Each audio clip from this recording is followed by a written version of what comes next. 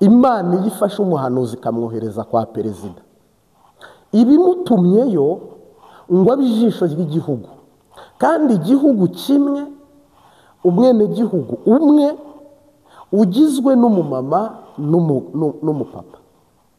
Iyo umuhanuzi agiriwe ubwo buntu, kuko umuhanuzi mu busanzwe ari hejuru ya perezida. Umuhanuzi mu busanzwe ni ijisho ry'igihugu, ni amaboko y'igihugu, ni imboni y'igihugu. Biriya bintu iyo umuhanuzi ahagaze mu kuri kw'Imana n'ijambo ry'Imana na perezida aza gukurikiye, koko wowe uri mu Mana ishobora isumba byose yamwimitse, ni nawe ufite ubushobozi bwo guhanurira ingoma ye ikima, kandi ikaba yimye neza, ndetse ikanakomezwa mu mahoro ndetse no mu mutekano. Mungu asifiwe sana. Aha hantu rero iyo umuhanuzi ahageze, teshoni bigusaba kwigengesera no kwitwararika kugira ngo utagera ibwami, iby'ibwami bikaguhindura goyigoyi, bikakunobora amaso, ugasigara nawe wavangirwa cyangwa wacurama cyangwa warindagira, ugasigara usoma politiki aho gusoma iby'imwema. Mu busanzwe iyo Imana iciye inzira abashumba, tureke n'aba babiri, hakabaho abashumba bagera mu 10 bose bagera kwa perezida, nibo bagomba gusengana nawe, nibo bagomba kumuha umurongo mwiza uboneye nk'uwo Bibiliya gitanga igihugu kigomba kuba cyubatsemo kigenderamo, kandi uwo murongo ukagarura inyungu hose. Birababaje rero iyo pasiteri yahengamye mu ntara naka nawe akayihengamiraho, agahengamira ku bwoko naka. Wibaza icyo kintu, usanze perezida avuga ati bariya simbemera, na pasiteri aravuze ngo ndiyo, nanjye abo simbemera ndagushyigikiye. Burya ahantu butaye igihugu, uri umwicanyi kuruta perezida, uri umwicanyi kuruta perezida. Ndabivuze muraza kunyanka mu ntera amabuye, uri umwicanyi wowe pasitori ugera kwa perezida, ugasanga perezida afite intara zitamwumva, afite abantu atemera, mu masengesho musengana, mu ijambo ry'Imana, Imana gucira inzira uri kwigishayo, mu buhanuzi uri guhanura, nawe ugahita uvuga ngo ndiyo, ngo nyakubahwa perezida wa repubulika, uwo ari we wese. Ariko uyu munsi ndagaruka kuri misiyo y'aba bagabo babiri, Revira Pasitore Rukurikiranya, Apotere Mbayahaga. Aba bantu niba bagera mu biro tukabona mesaje nk'izi, videwo nk'izi, mu mwanya nk'uyu n'akanya nk'aka, aba bantu bakicara aho kugira ngo basenga amasengesho, bagira inama perezida, baba ijisho ry'igihugu n'amaboko y'igihugu yo kuyobora igihugu, ahubwo imigabo n'imigambi itari myiza bakayisinya. Ari abahanuzi, ari abavugishwa, ari abungeri, muri abicanyi kuruta perezida. Buriya perezida akoresha siyasi, kandi perezida aba ari kurwana n'ibintu byinshi, n'amakuru amwe mwese mumuzanira. Perezida intara 18, ngira ngo ubu ni 16 zose zimuha amakuru, amwe y'ukura andi y'ibinyoma. Urumva yikoreye umutwaro. Noneho biratangaje ko maneko ivuye Tanzania izanye amakuru, ikahahurira na Apotere, bamara kuhahurira amakuru y'icyamugongo, amakuru ahahamura, na pasiteri akayasinya. Noneho perezida umutima ukarara mu giti. Ntaharya rero niho umwanditsi yanditse aravuga ngo icyatumye Imana ikujyana kwa perezida wowe Esiteri, ngo kwari kugira ngo ugire umumaro mu gihe gisa n'iki. Nimumbwire rero umumaro ababungeri bagize mu gihe gisa n'iki Burundi buri kuzengurukwa, bugoswe, Uburundi bufite intambara zijyanye n'ubukene.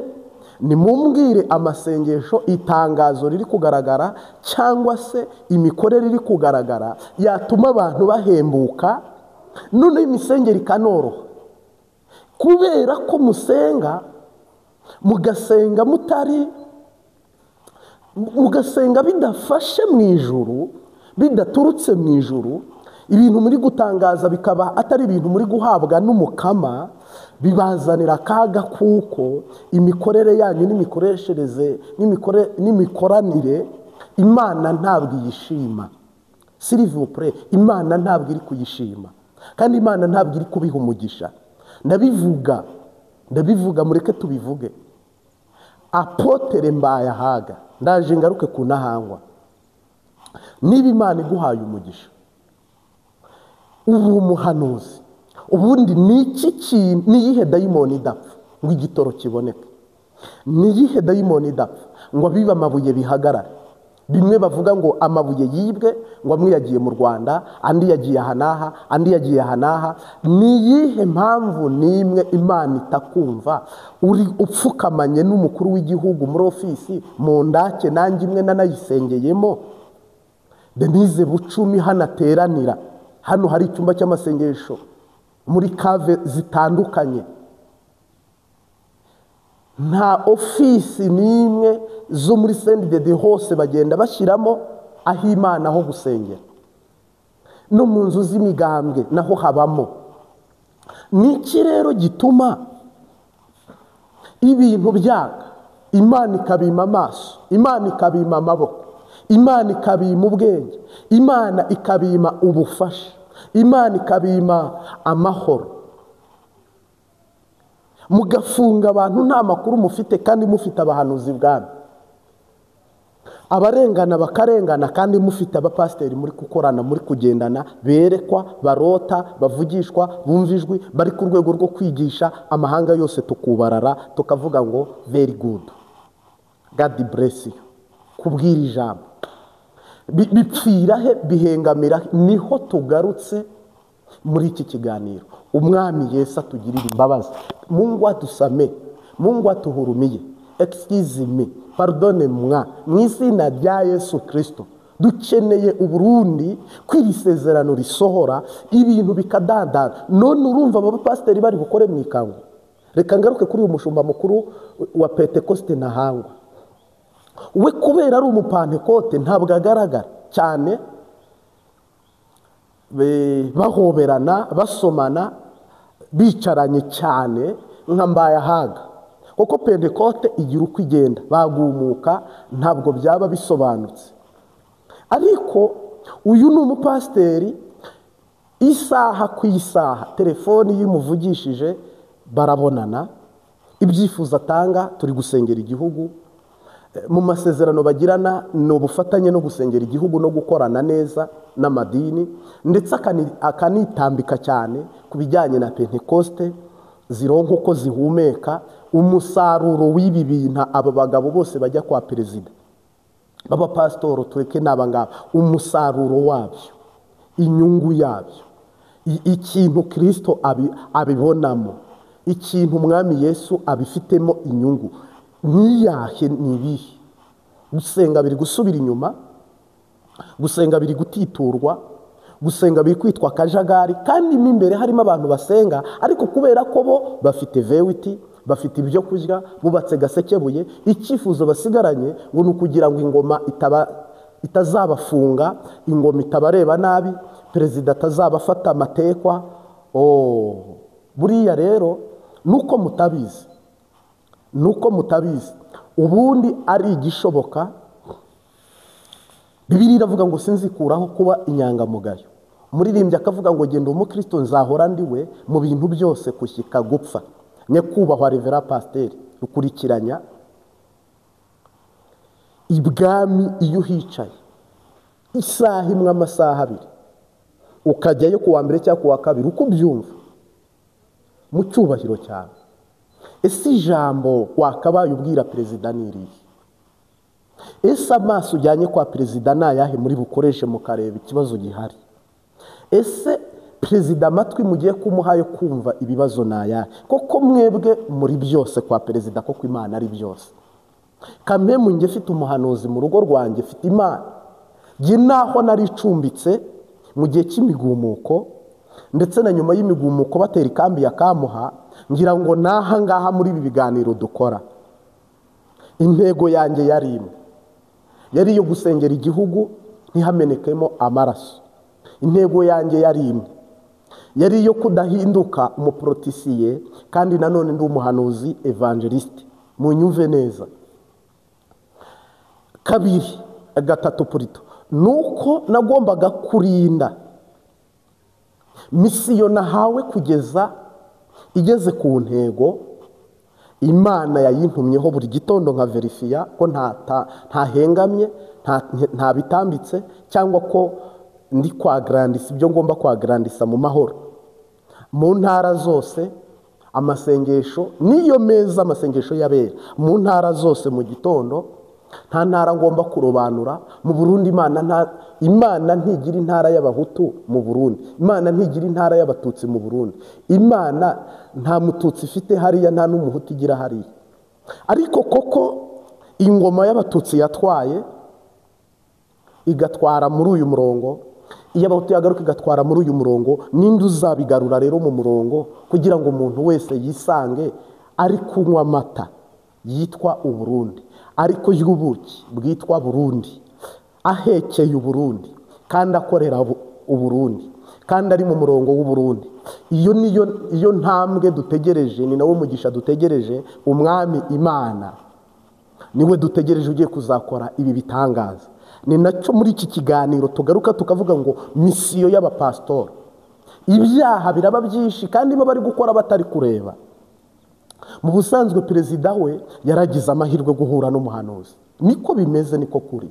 Perezida yarafite inyungu kwicarana n'umuhanuzi. Perezida yarafite ikanuke kuba agendana n'umuprofeti. Haleluya. Ariko uyu munsi wa none se bivuze iki, bimaze iki? Abahanuzi 10 mugera kwa perezida bimariye iki abarundi? Bivuze iki, bisobanuye iki? Abahanuzi mumaze kuhanyura mu bikorane biba, mu masengesho aba, mwigisha perezida gupfukama, mwigisha perezida guhimbaza, mwigisha perezida gusuhuza abantu aciye bugufi. Koko iby'agakiza abikura muri mwe.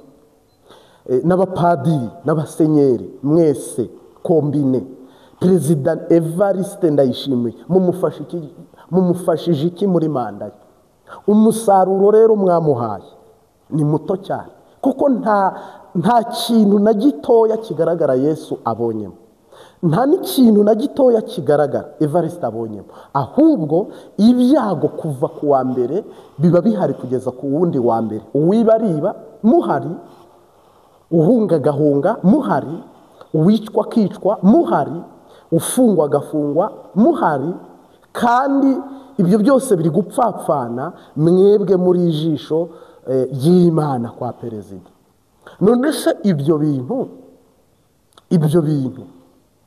ni ikihe kiguzi mwabiha? Mu busanzwe rero koko wahageze ukarya ifi wibagirwa icyari kikujyanye. Wahageze ukahasanga vino nziza, ubwo bamwe bari gushwana nyine bahagera bagateshuka inshingano bakigira bakaba abanywi ba vino, abandi bakaba baryi, abandi bakaba abanywi, abandi bakabasinyira udusheka, abandi bakajyanayo amafaranga menshi kugira ngo biborohere kuba muri Gasekebuye, ndetse perezida biborohere ko abaha amayisikoti, biborohere ko abashyiriraho umutekano w'uburinzi. Ni gute pasitoro asaba umutekano perezida? Ngo nyakubahwa perezida, mfite umutekano muke kubera nkushyigikiye nk'uko twagiye tubibona. Nasabaga inkunga yo ko mwanyongerera uburinzi. Ndi pasiteri, munyongerera uburinzi. Nawe bagashyira pistori ku itako, ku gipangu bagashyiraho undi, hepfo no haruguru bagashyiraho undi. Ntabwo muri bube Elisa na Gihazi. Ntabwo Elisa yigeze ajya ibwami ngo ni mumpa abapolisi, mumpa abasirikare. Oya. Ntabwo yigeze avuga ngo ni mumpa abasekiriti. Oya. Ahubwo kugeza ubwo na Gihazi ubwe umufasha we yagiraga ubwoba ni burenze igipimo ngo abonye ingabo zitera urugo rwa Elisa. Ahubwo umukozi w'Imana warebaga kuri ufite amaso y'imwema aravuga ngo Uwiteka hwejesha amaso y'umugaragu wanjye ngo arebe ingabo zidukikuje. muri mu mwuka, muri mu iyerekwa, ntabwo mwakabaye muvunika kuri uru rwego. Kandi n'ubundi ibyo mwegeranyije byose nta buye risigara rigeretse ku rindi, ni ibintu mugiye kubamo biri burimbura ubugingo bwanyu.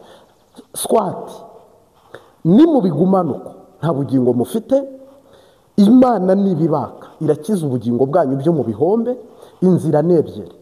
Buriya rero ukuri guca mu ziko ntigushye ni umugani w'ikinyarwanda, sinzi mu kirundi uko bawuca, kandi ukuri gushirira mu biganiro.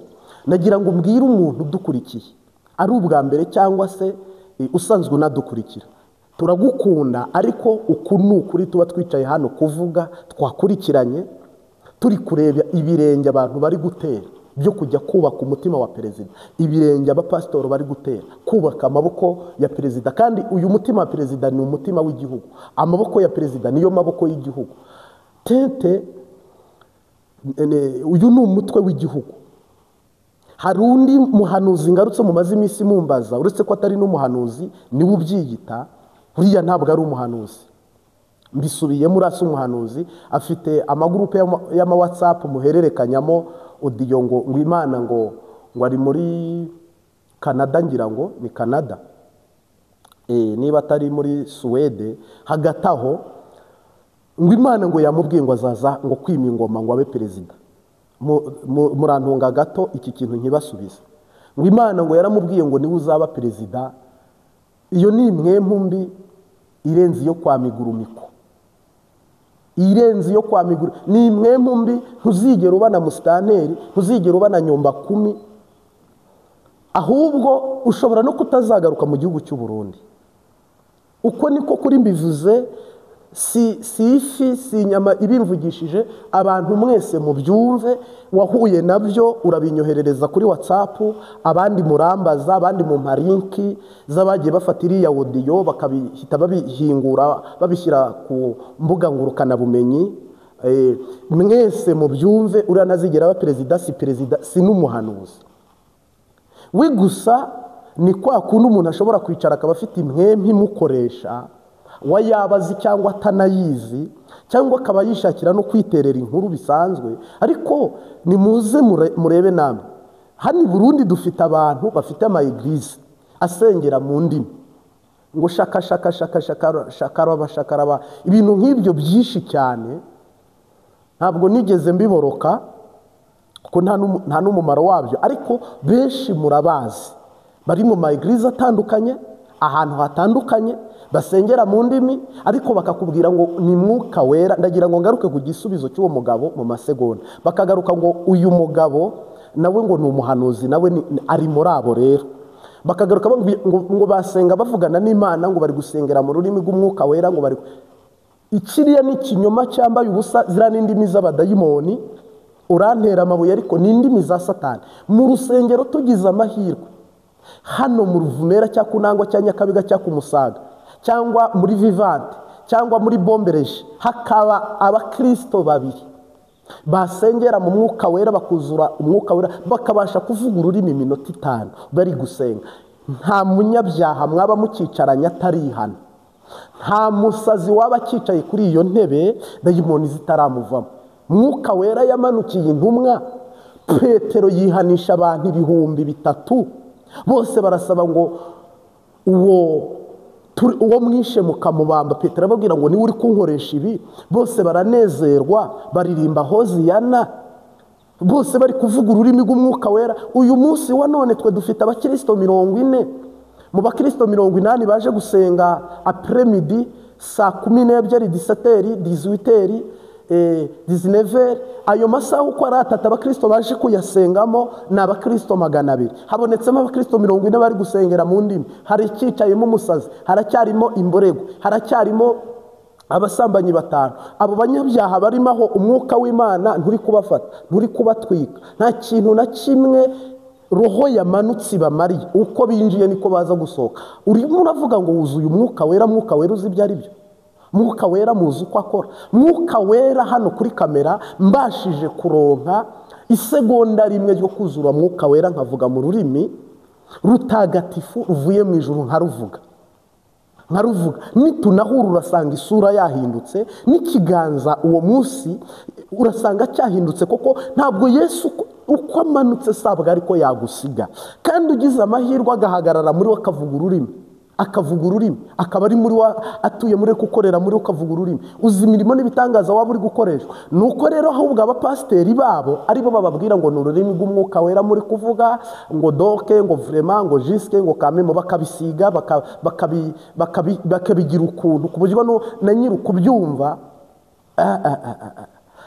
ntushaka kuvuga ururimi rw'umwuka wera utari kubona ishusho imbere yawe ya nyiri urwo rurimi ntushobora kuzura mwuka wera ukiri mu isi uba wageze mu yindi si ntushobora kuzura mwuka wera ugifite ubwenge buri gukotorora umubiri bakavuga ngo umwuka agendwa na nyirawo uramugenga ariko ahuha nk'umuyaga akora mu bugombe bw'uko ashaka umuntu wuzuye mwuka wera iminota 40 uvuga ururimi rw'umwuka ugifite kureba bariya na bariya uruhande rwawe hari ibizira uruhande rwawe hari inkunguzi ibintu byose by'abadayimoni bihagaze ahera wuzuye umwuka wera urusengero barwaniramo batereramo amagrenade uri muri shakashakashabara ibintu nk'ibyo utondekanye izo n'indimi z'isi zisanzwe ni igiportugal ni igishinwa ni igitayilande n'izindi ndimi zo muri Kongo zitandukanye ni iringara ni ibiswahili abantu ni nkuko bavuga izo ndimi zose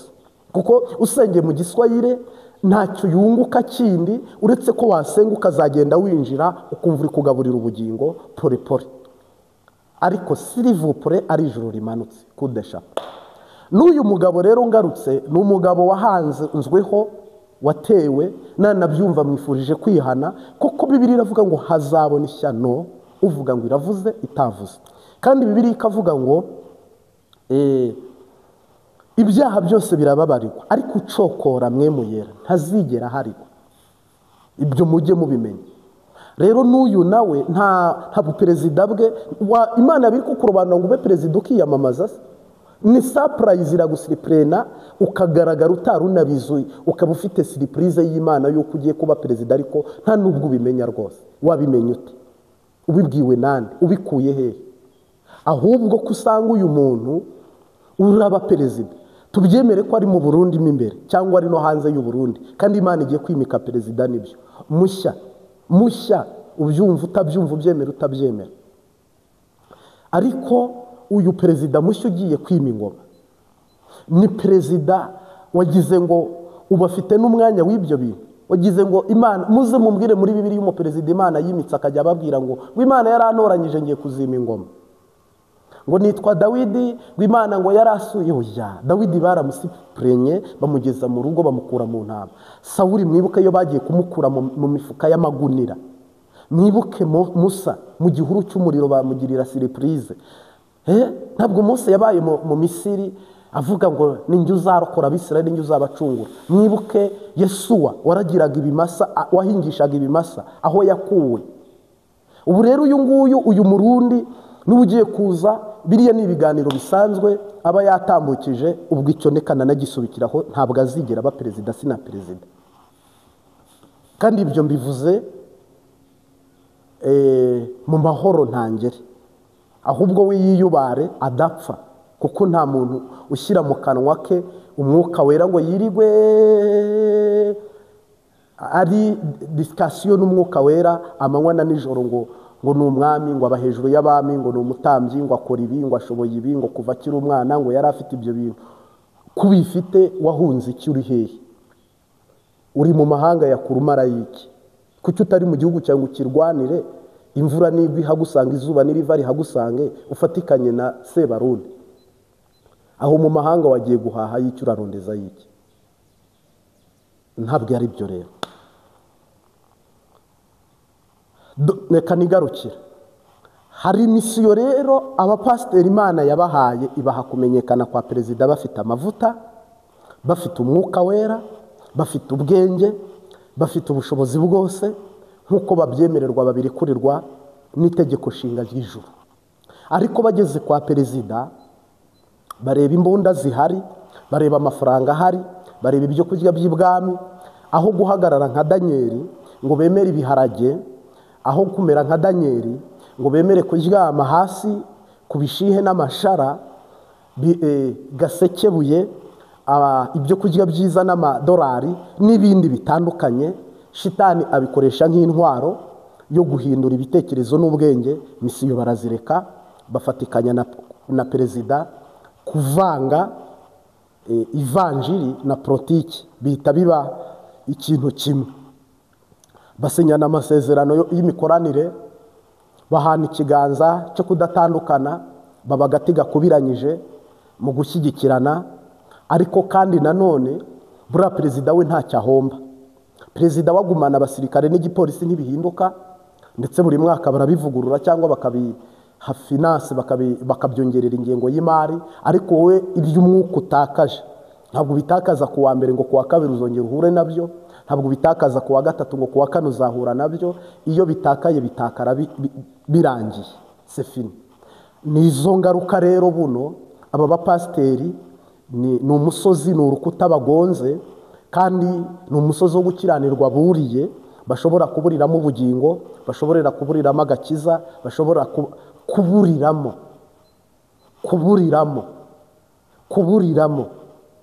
ibyo barundarunze begeranyije, bakabona birasenyutse byose.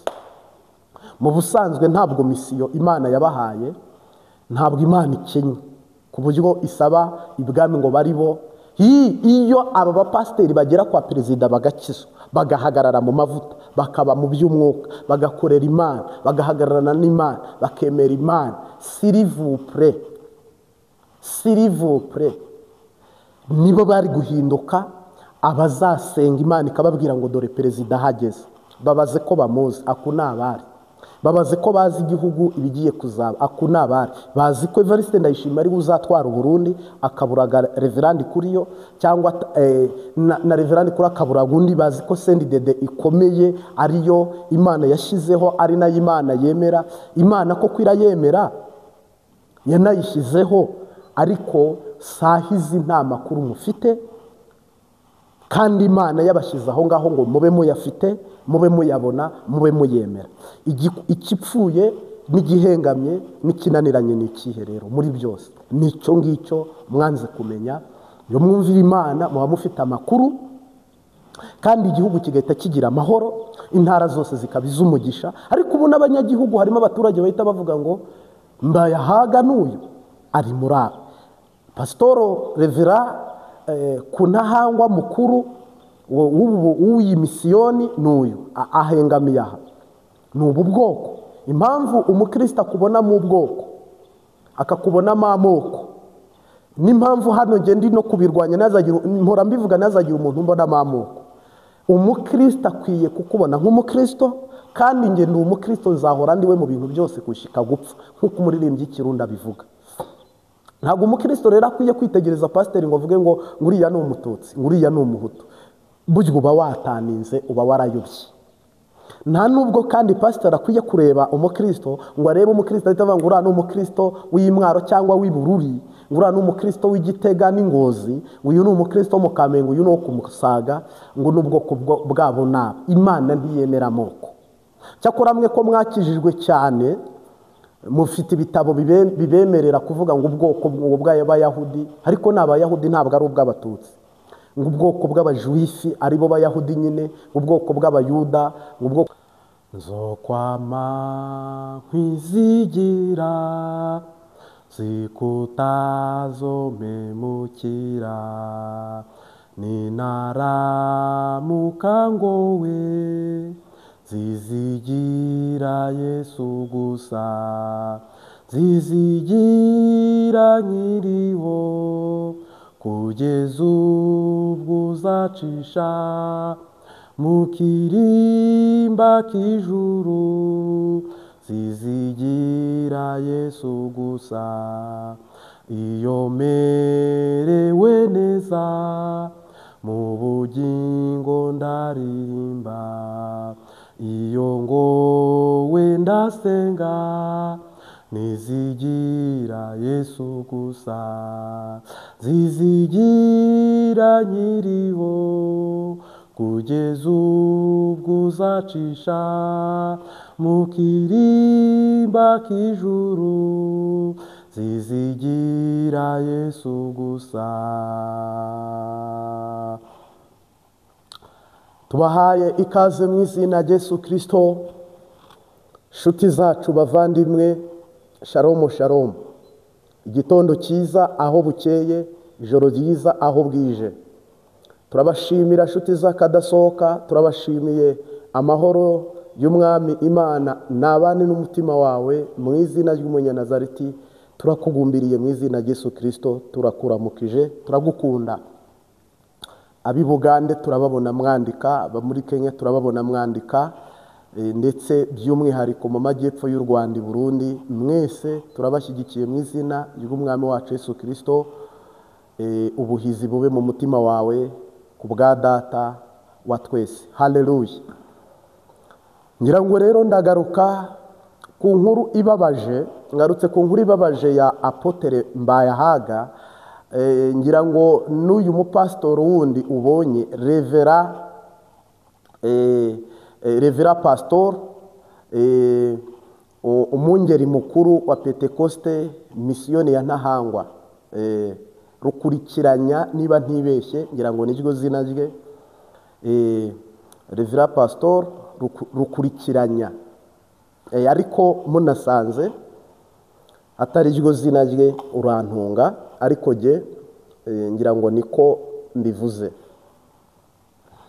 Yesu Kristo nashimwe. Ngarutse kuri uyu mushumba mukuru wa misiyoni ya Ntahangwa ndetse na Apotre Mbayahaga, n'abapastoro babiri ngarutseho. Ntabwo mbizi niba buno muri iki kiganiro turi bubyumve kumwe cyangwa tugiye gushwana, ntabwo mbizi, ariko aba bapastoro babiri ntabwo misiyo yabo ishobora kubyara ikibazo mu bugingo bwabo.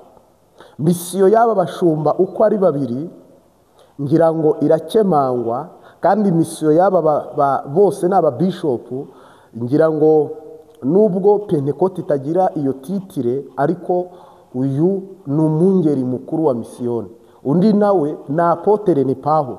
Ariko aba bantu uko ari babiri ni inshuti za Evariste General Major nyene cyubahiro umukuru w'igihugu cy'u Burundi. Nibo bapasteri babiri bavuga rikijyana, n'abashumba babiri bavuga bikemera, kandi bakaba bungeri babiri bishyikira, batasabye karibu yindi, ahubwo bishyikira amanywa ndetse cyangwa se no mu ijoro. Abo uko ari babiri rero barishyikira, n'abungeri babiri rero ngarutseho muri misiyo yabo. Donc misiyo Imana yari yabahaye ntabwo ariyo baranguruye mu ishyaka, ahubwo ni misiyo yari ivanze, irondo ryivanze n'ibisambo, cyangwa se mbonera kure zivanze n'abasuma, reka mbivuga uko. No kuvuga rero aka kanya tuvugana inkuru itari nziza mu matwi yabo, nabo mpamya ko banyumva, njya mbabona inkuru itari nziza mu maso habo no mu miryango yabo. Ni icyaha gikomeye bari gukora kandi banakoze, kandi ubona ko n'igaruriro ryo kugihagarika birabagoye. Reka mbivuge uko ngo birabagoye. Mu busanzwe umwanditsi yabwiye Moridekayi, yabwiye Esther, aramubwira ngo icyatumye Uwiteka akwimika ibwami ngo kwari ukugira ngo ugire umumaro mu gihe gisa n'iki. Nimubwire ababungeri babiri, ntaragaruka mu makosa 100%, ababungeri babiri misiyo yabo bose ni abungeri bavuga rikijyana. Yesu yaravuze ngo ibya Kayizari mu bihe Kayizari, n'iby'Imana mu bihe Imana. Ni mpamvu ki ababungeri uko ari babiri bafashe iby'Imana bakabihuza n'ibya Kayizari, kandi bagafata ibya politike bakabigira populaire, bikaba kombine, bakabigira ikintu kimwe ku buryo udashobora kubitandukanya. Koko perezida nyiricyubahiro Evariste Ndayishimiye asangira agatuti cyangwa se uruhimbi cyangwa se n'ahandi hera h'Imana, ahasangira n'umukuru w'igihugu. n'ijambo bararisangira, na politiki barayisangira. Muri komenti yenda ugiye guterana amabuye, ariko uze kumbwira wowe kubitandukanye mu maso yawe. Mbaje gutanga iki kibazo, uze kumbwira ko bitandukanye. Ivugabutumwa Mbayahaga Apotre akora ndetse na Evariste Ndayishimiye mu ivugabutumwa rya Mbayahaga, umbwira ahantu ubitandukanyiriza. Bose ni abavugabutumwa, cyakora bose si abaperezida, bose ni abavugabutumwa, ariko bose si abapostoro. Ariko Evariste Ndayishimiye uruhimbi yigishirizaho n'ibyo yigisha ntabwo bitandukanye n'ibyo Mbayahaga yigisha. Mu busanzwe rero icyo tukihoze cyari igisanzwe, kandi icyo kiranaciriritse, ariko nacyo mu busanzwe Yesu yaravuze ngo ni mu bisepare bibe bitandukanye. Ndaje ngaruke Ntahangwa misiyoni nkuru kuri uyu mushumba Rukurikiranya Revera Pastor, akaba n'umwungeri mukuru nyine ya misiyoni ya Ntahangwa. Ubwo amashuri yose yo muri iriya misiyoni n'ububwiriza byose bihurira muri Ntahangwa. Ubwo ni komine Mukaza, ni naho iherereye hano neza ku Ijabi. Donc nigarukire uyu mwungeri witwa Apotre Mbayahaga, ni umushumba uzwi, ni umushumba uvuga rikijyana. Icyari gikwiriye cyuzuye ikintu yari kuba hariya atunganya niki, icyamujyanye ibwami niki, ni ugufatikanya ijambo ry'Imana na Evariste Ndayishimiye. Eske ubwo ndi kukubaza, nibaza, tunabariza abantu bagiye babitubaza, icyajyanye Mbayahaga ibwami ni igiki? Ni ugusengera igihugu, ni ugusengera perezida, ni ukugira igihugu kimwe, ni ukugicamo kabiri? Ni iki cyajyanye Mbayahaga mu biro bikuru kwa perezida, uvuga rikijyana, wandika message isaha iyo ari yo yose igasomwa, ushobora gusaba agahabwa, kandi yakomanga agakingurirwa bitamusabye kunyura ku ba bodyguard cyangwa ku ma escort cyangwa se n'ahandi hatandukanye ngo wandike usaba umubonano na perezida. Aba ntibishoboka, bano barishyikira. Mbivuze nk'ubizi, niba ubihakana ubihakane ku rwawe ruhara, ariko aba barishyikira. Mu busanzwe rero ikirenge cyatambitse gute? Ikirenge gitambikiye hehe? Badeviye bakite. Kudeviya kugaragara hehe? Kutanyura mu nzira Imana yabanyujijemo, bakanyura mu nzira bo ubwabo bayihimbiye, bakivutsa ugukiranuka, bagatandukana n'amategeko y'Imana. Ni ryari rero bigaragaye? Ni ikihe kibiteye? Ni buhe buryo? Ndagira ngo muri iki kiganiro ngaragaze ubushumba bw'aba bashumba na misiyo yabwo. Ngaragaze muri iki kiganiro intego yabo, objectif yabo, kandi ndanabereka indunduro yabyo n'intangiro yabyo, ndayibereka aho byatangiriye ndetse naho bigiye kuzagenda bikagarukira. Kandi uraza gusanga ari igihombo, ntabwo ari inyungu, ni igihombo. Mu busanzwe kubw'Abaheburayo ayo mazina yose nta Hutu nta Tutsi bamo. Umuyahudi ni Umuyahudi 100%, uwo ni nawe uzajya mu ijuru. Kandi nabo ni abantu mukwiye gukora n'ibiruta ibyo bakoze, kuko Bibiliya ibemerera ngo kwicara ku ntebe 12 mu gacira imanza Abisiraheli. Uzicara kuri iyi ntebe Mbayahaga, nyakubahwa umushumba mukuru wo ku Ntahangwa, iyi ntebe uzayicaraho uca urubanza? Ikivi Imana yabahaye kuzamura, Uburundi Imana yabahaye, haleluya, Uburundi Imana ibaha kubaka, nibwo muri kubaka. Mu busanzwe rero niyo mutahengamira hariya, Imana ari kubaha ubutunzi mukaburaho mu bukwiza. Ariko ubwo mukuyemo n'ubwo mwegeranyije, n'ubundi ntabwo mufite, muzaburya muhangayitse, mufite ingabo zibarinze ariko zitarinze ubugingo bwanyu. Muzazigendamo imodoka mufite ubwoba, ingoma ihindutse muzahunga, mutanahunze mugira ubwoba, ariko Imana yo ntibahiga nk'ingome, ahubwo Imana ibasaba kwihana no guca bugufi, mugahengamura ibyahengamye, mukarokora ibyagize.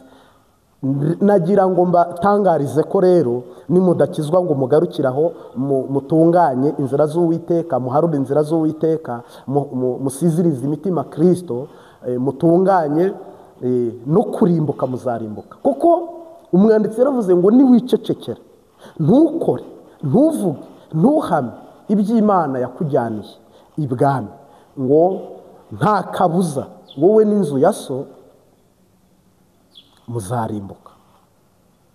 Ngo twebwe zabika zitabika nta kizabuza abarundi gutabarwa, ariko mwe muri ibwami guhengamisha ibintu, gucurika ibintu, gutambikisha ibintu no gupfa no kurimbuka